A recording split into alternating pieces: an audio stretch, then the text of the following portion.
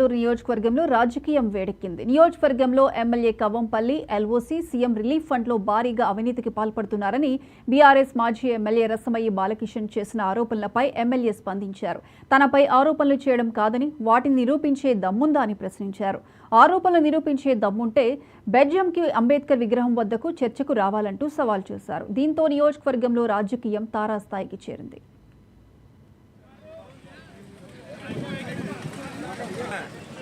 press ఏం చెప్తున్నా అంటే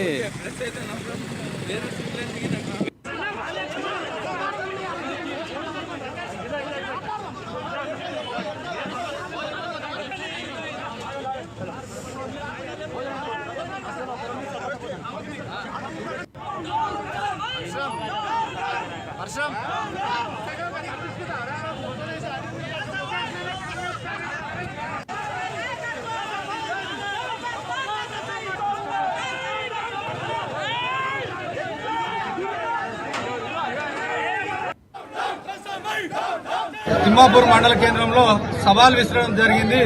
రసమయ్యి బాలకిషన్ చేసినటువంటి